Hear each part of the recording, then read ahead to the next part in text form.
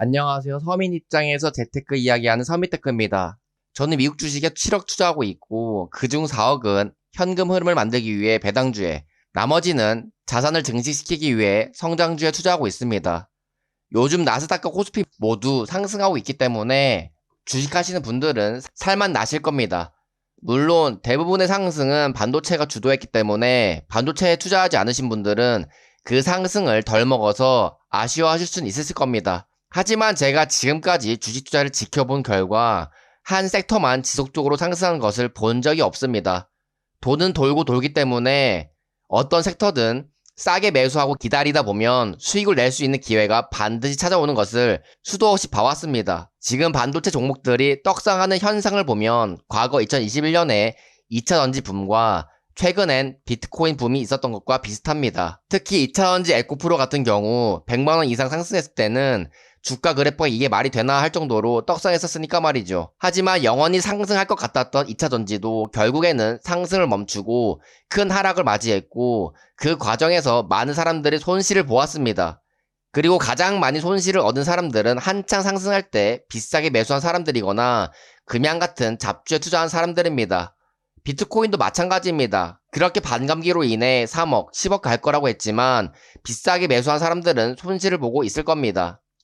결국 지금과 같이 가파르게 상승하고 있는 상승장이 당장은 사람들에게 돈을 벌게 해주는 장으로 보이겠지만 그 이면에는 앞으로 하락장 때 돈을 잃을 사람들을 모집하고 있는 중이라고도 볼 수 있기 때문에 어쩌면 더 무서운 장일지도 모릅니다. 그래서 나중에 고점에 물리거나 상패당해서 돈을 잃지 않으려면 지금과 같은 시기에 매수하는 것과 잡주에 투자하는 것을 조심해야 합니다. 이런 상승 분위기에서는 잡주라도 사람들이 좋다고 하고 주가가 상승하면 우량주인 것으로 착각을 하고 투자를 하게 되니까 말이죠. 라이브 방송 때도 그렇고 사람들이 종목에 대해 투자해도 괜찮은지 대해 물어보시는데 사실 잡주를 거르고 매수하기 좋은 구간인지 판단하는 것은 누구나 할 수가 있습니다. 요즘엔 투자 종목에 대한 정보들을 잘 알 수밖에 없기 때문이죠. 어떤 종목이 잡주인 것인지에 대해 말씀드리자면 첫 번째는 상장된 지 얼마 되지 않은 종목입니다. 왜냐하면 우리가 어떤 종목을 투자하기 위해서는 그 기업이 돈을 잘 벌은 적이 있고 위기를 극복하며 성장해온 이력을 알아야 하는데 상장된 지 얼마 되지 않았으면 그 이력을 확인할 방법이 없기 때문이죠. 10년 정도면 기업의 위기는 대부분 찾아오기 때문에 저는 상장된 지 최소 10년을 기준으로 봅니다. 가끔 10년이 넘었는데도 주가가 하락하여 위기를 맞고 그걸 극복하여 주가가 상승한 이력이 없는 종목들이 있는데 그런 종목은 저는 잡주라고 생각하고 투자를 하지 않습니다. 두 번째는 상장되고 나서 대부분 적자를 낸 종목입니다. 현재 일시적으로 적자 낸 기업이 잡주라고 생각하시면 안 됩니다. 돈을 잘 벌었던 기업이 갑자기 적자를 내는 것은 기회라고 볼 수 있겠지만 원래부터 돈을 못 벌었던 기업이 계속 적자를 낸다는 것은 진짜 망할 수 있는 위기라고 봐야 하는 것이죠.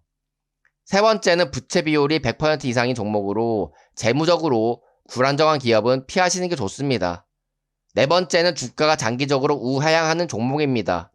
주가가 장기적으로 우하향한다는 것은 그 산업이 쇠퇴하고 있다는 것이기 때문에 피하시는 게 좋습니다.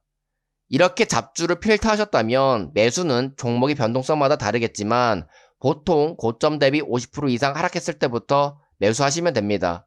그 정도면 비싼 거품은 꺼졌다고 보여지기 때문이죠. 이처럼 잡주를 구별하고 싸게 매수할 수 있는 사람이 되어야 어떤 종목이든 상관없이 주식으로 돈을 벌 수가 있고 이것은 누구나 조금만 생각해보면 다 알 수 있는 것들입니다. 우리는 상승장 뒤에는 하락장이 있다는 것을 이미 비트코인과 2차전지로 경험을 하였습니다. 그때 돈을 잃은 경험을 하셨다면 데이터로 삼아 무엇이 문제였는지 파악하고 개선할 줄 알아야 실패의 경험이 성공의 비료가 될 수 있는 것이지 여전히 같은 행동을 하고 있으면 투자 실력의 변화는 일어나지 않습니다.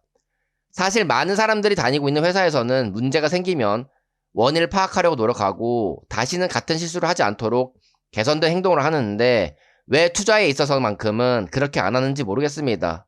회사 일보다 투자가 내 인생에서 더 중요한 일인데도 말이죠.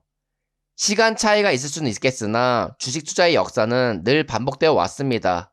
그 반복되는 데이터를 믿고 행동할 것인지 아니면 본능적인 감정에 충실하게 행동하실지는 여러분의 선택에 달려 있습니다. 투자하시는 데 도움이 되셨으면 좋겠고요. 영상은 여기서 마치겠습니다. 감사합니다.